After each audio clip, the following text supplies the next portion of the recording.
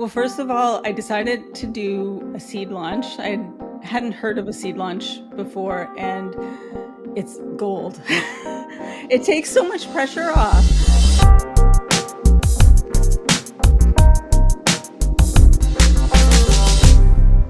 Hey, Launch family. Today's episode is another moment of inspiration from a member of our community named Sarah MacKeigan. She has built an incredible business out of a large social media following and turning that into a seed launch where she got paid to create her first product. The seed launch is a really amazing technique that we actually teach for free in the masterclass that is going on right now. So after listening to this, if you want to go a little deeper into this and learn how Sarah did it, go to getyoulaunch.com today and sign up for the free launch masterclass. This information is only going to be around for another week, but it's all up there today with the lesson 2. And there's 2 other launches taught in that lesson that are there and designed to scale your business after your first seed launch. So go check it out. And without further ado, here's today's Dare to Launch with Sarah MacKeigan. Hello, Launch family.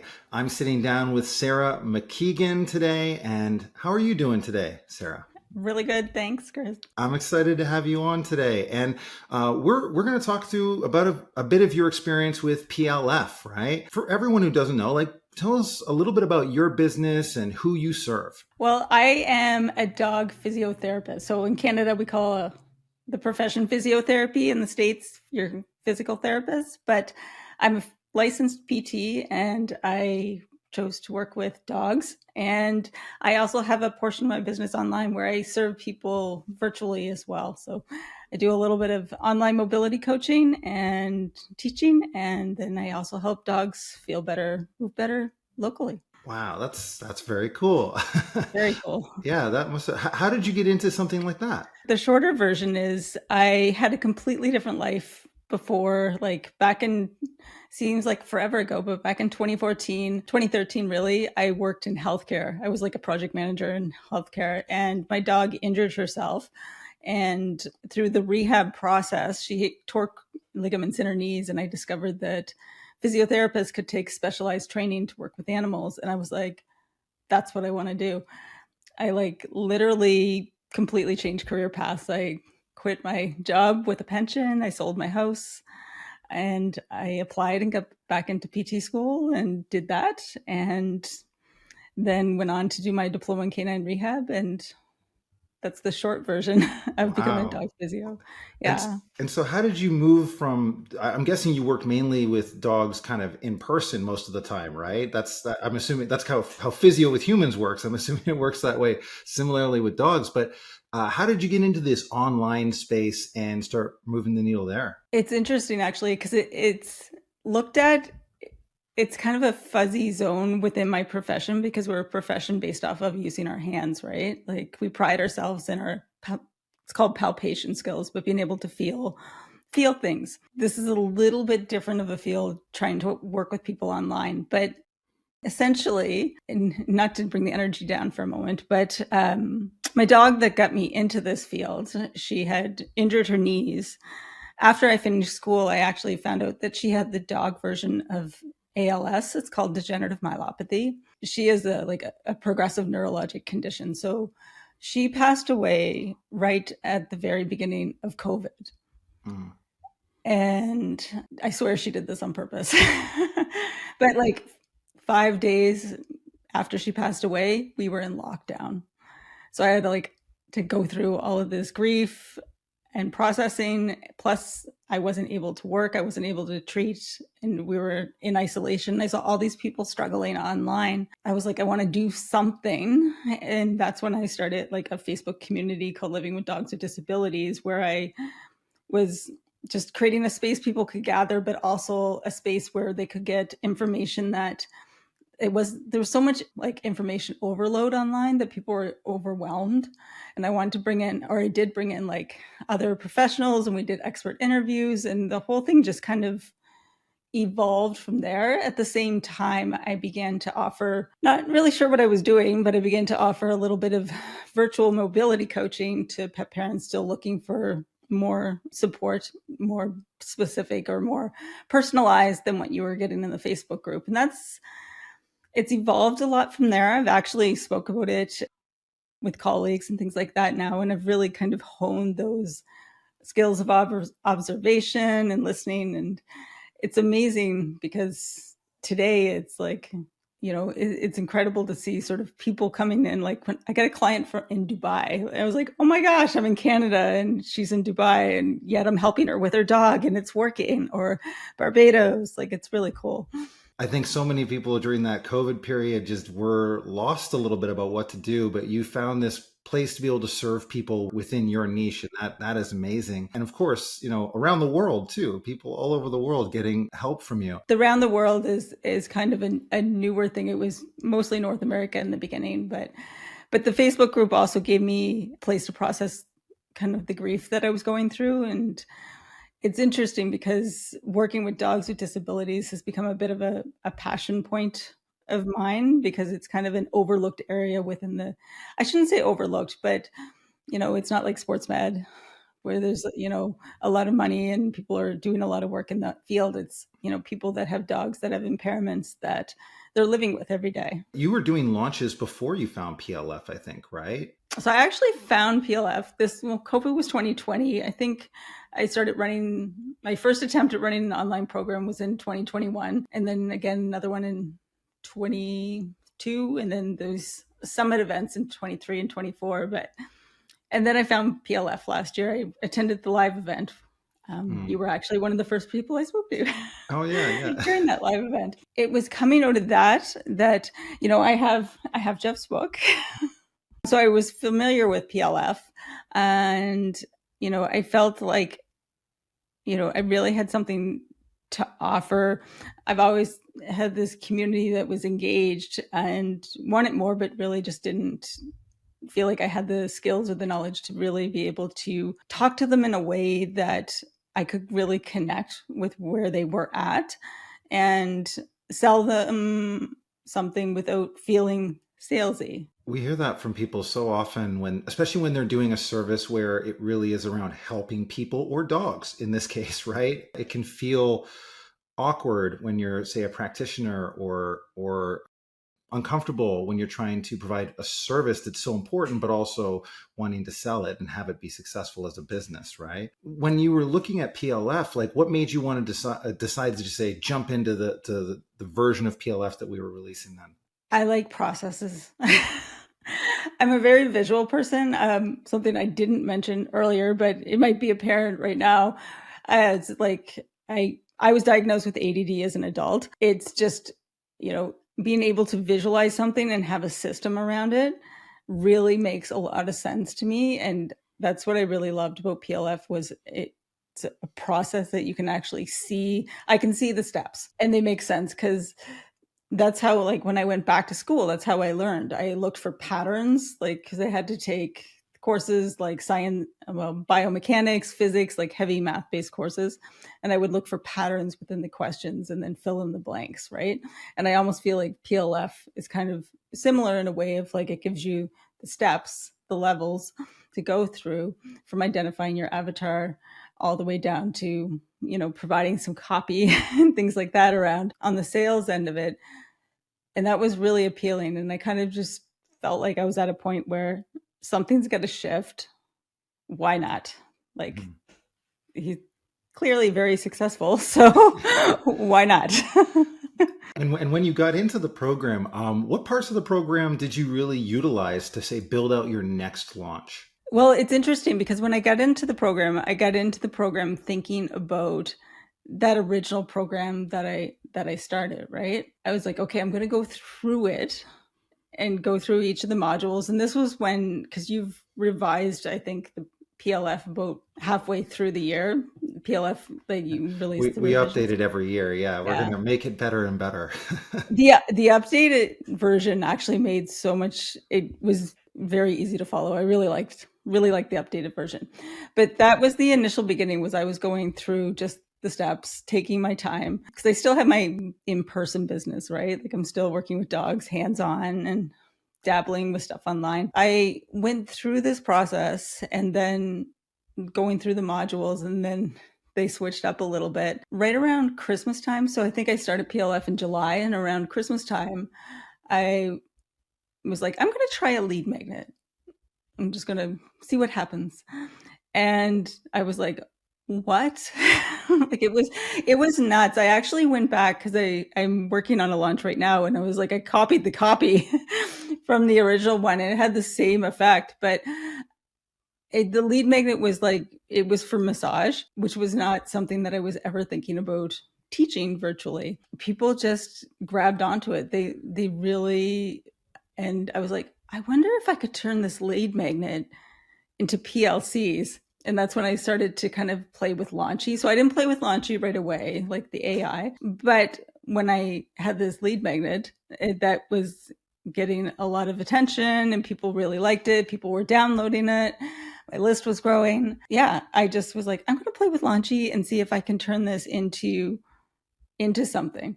And again, it worked.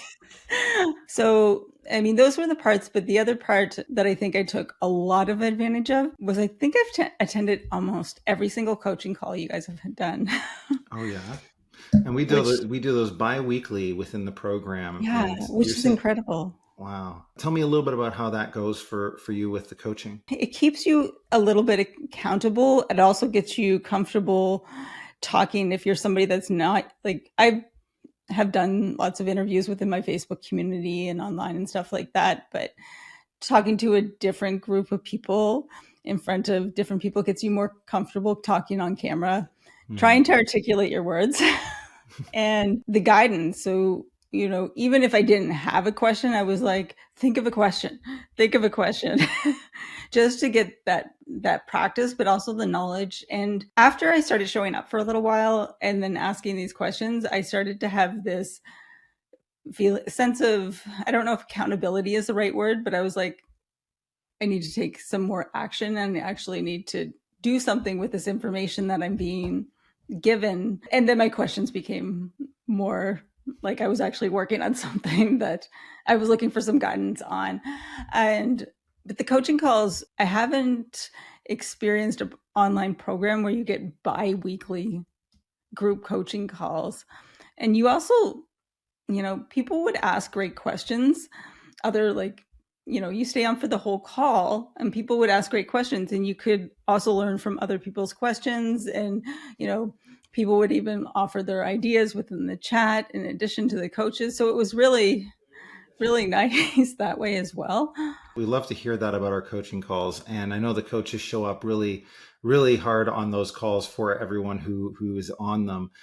You mentioned your lead magnet really started to go, like the idea of it actually, when you say that, does that mean just like, wow, you got really high engagement, lots of people came on? Like, what does that really mean specifically? Your list grew a lot? All of the above. Oh, wow. Awesome.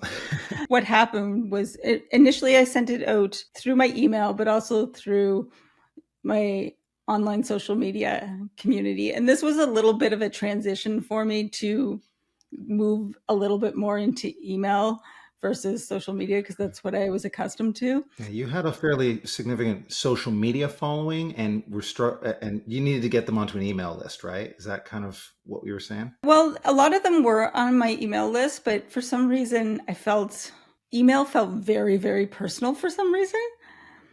I don't know. It doesn't make sense because I engage with them on social media. Like I'll talk to people during a live stream and they'll talk back in the chat, in like the comments and things like that. But there's just something about emailing that, it just felt much more personal. I felt a privilege to be emailing into somebody's inbox, I guess. You're right. Like I had a good social media following, but there, was only a small percentage of them that actually were on my email list. My email list, I also started to grow at the time of COVID as well. I didn't really understand why I was doing it at that point, but it was recommended to me. So I was like, okay. It was moving people over to that list and having that, I guess, more continuous connection with them. You could actually build a little bit more of a relationship that way. But as far as the lead magnet itself goes, it was the engagement, the realization that, people wanted wanted this and they had questions around it and they were signing up, they were downloading it, they were commenting on social media. When I did the shot across the bow, like I was actually getting replies back, which was kind of amazing as well. When you actually got to your launch, you said shot across the bow, right? And you started to build these PLCs out for your launch. Tell me a bit about how that launch went. Well, first of all, I decided to do a seed launch. I hadn't heard of a seed launch before, and it's gold. It takes so much pressure off because you're basically building it with your people and you're understanding what they're looking for. And I think that, that ties a bit into the PLCs, but it also is why, like, I feel like my launch for the first PLF launch that I had ever done, I feel like it went really well, but I spent a lot of time learning about my avatar through that process, like paying really close attention to what kind of language are they using, what is it that is interesting them about this lead magnet that, is different from, when we've connected on things before. And I was really focused on them. I was less concerned about, what others would think because what I was offering was a 1-month mobility challenge, but it was focused on range massaging your dog, stretching, and range of motion for dogs with hind end weakness. And in my profession, it seems like, such simple things. Everybody can do that. But what I was learning from my community is they were really scared of hurting their dogs. They lacked the confidence to do it. The fear of hurting their dog was a really big one, and not being able to understand the behavior. And then having a little bit of a plan to work with and things like that. So I was able to kind of utilize all of this information through that process and really begin to speak their language. It changes the feel. I do want to say that it definitely, and I think that was a big part of how it changed the results, is it had a different energy or different feel to it.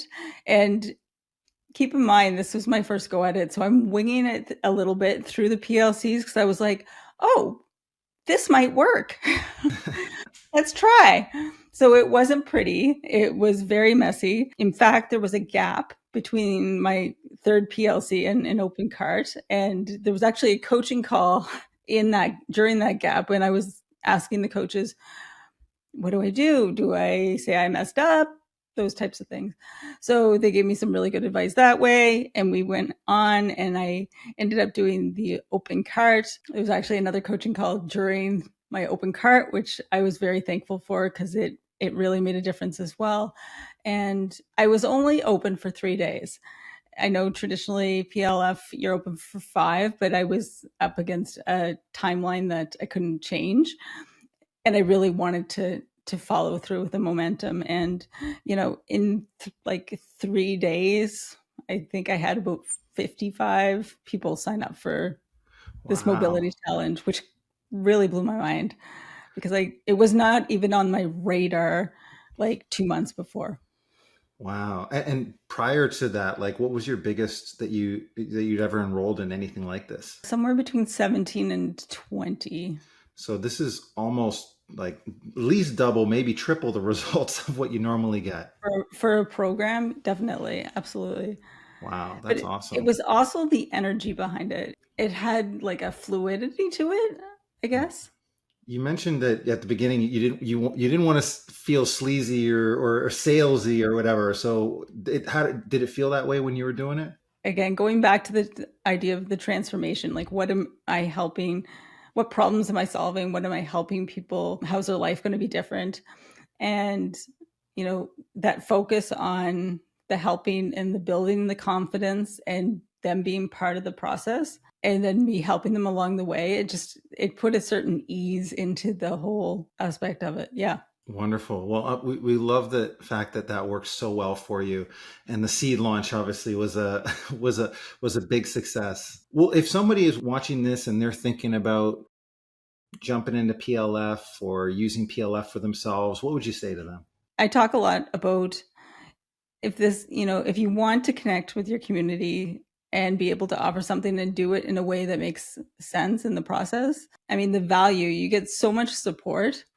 And the process is all there. It's like you have to do the work, you have to fill in the blanks, right? But you get so much support throughout that process.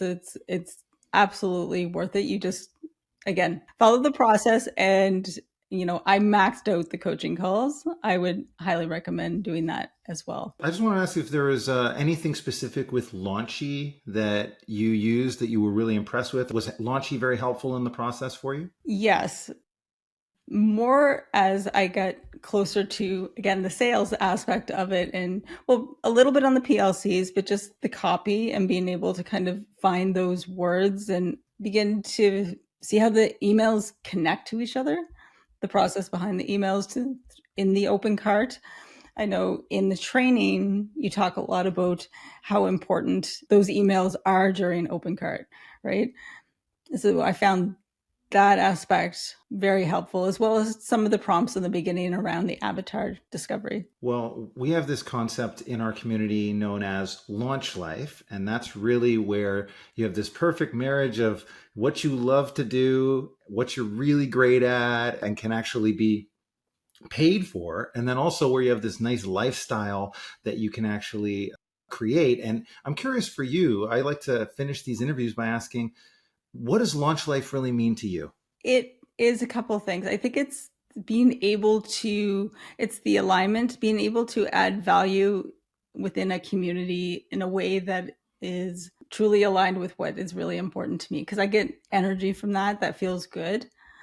And I'm able to give back. And then also being able to take time, to have the time and the freedom, the financial freedom, the time freedom to be able to have experiences in life, to be able to also nurture, to have adventure, to nurture, to travel.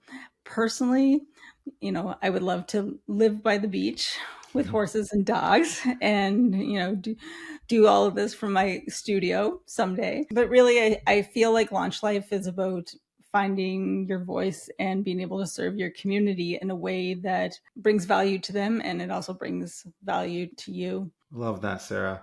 And I know that's coming for you in your launch life. Thank you so much for sharing your story and your success with us.